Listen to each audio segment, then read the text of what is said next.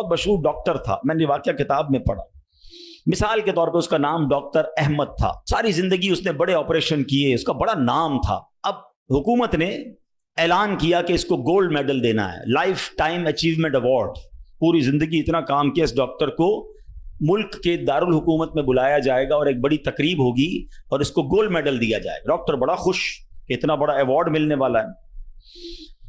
Doctor صاحب نے flight بک کی، جہاز میں بیٹھے.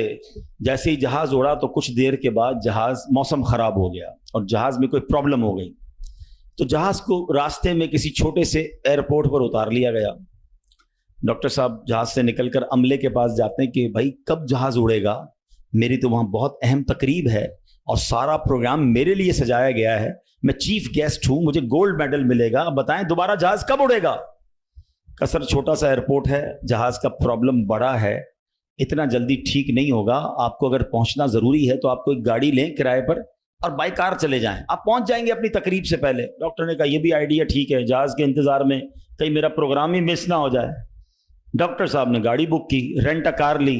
جیسے ہی راستے میں گئے تو زبردست بارش، آندھی طوفان. اس اندھیرے میں، اس آندھی طوفان میں ڈاکٹر صاحب راستہ بھول گئے اور کسی مین ہائی وے سے نکل کر گاؤں کے روڈ پہ چڑھ گئے. بہت دیر تک راستے میں، اب بھوک بھی لگ رہی، کھانا بھی نہیں کھایا، اندھیرا گپ، بارش ہو رہی ہے. اچانک ایک چھوٹا سا گاؤں میں گھر نظر آیا جس میں ایک بلب جل رہا تھا. ڈاکٹر صاحب نے کہا اب تو حالت ایسی ہو گئی، دروازہ کھٹکھٹایا. ایک بوڑھی عورت نے دروازہ کھولا. کب ماں جی کچھ کھانے پینے کو ملے گا، بہت بارش ہو رہی. کہا بیٹا اندر آ جاؤ. وہ اندر چلا گیا. ماں جی نے بڑی محبت سے اسے پانی بھی دیا، کچھ کھانے کو بھی دیا. تھوڑی سانس میں آئی تو ڈاکٹر نے دیکھا کہ برابر پہ بستر پر ایک نوجوان لیٹا ہوا تھا. اب ماں جی یہ کون ہے؟ کہا بیٹا میرا بیٹا ہے. کیا ہو گیا ایسے؟ کہا اس کو بہت بڑی بیماری ہے. ماں جی علاج کیوں نہیں کرواتی؟ ماں جی کہتی میں نے گاؤں کے ڈاکٹر کو دکھایا ہے، ڈاکٹر کہتے ہیں ہمارے وطن میں ایک ہی ڈاکٹر ہے جس کا نام ڈاکٹر احمد ہے، وہی اس کا علاج کر سکتا ہے.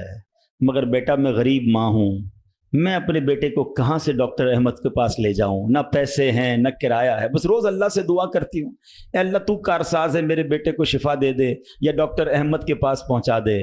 ڈاکٹر احمد رونے لگا.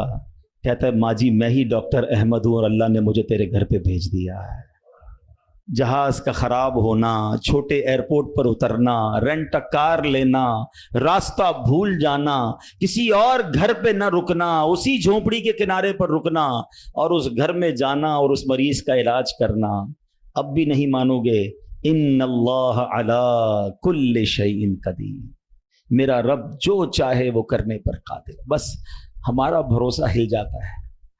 ہم سمجھتے ہیں دنیا والے ساتھ دیں گے، ہم سمجھتے ہیں دنیا والے مسئلہ، ارے دنیا والے تو دکھ ہی دکھ دیتے ہیں.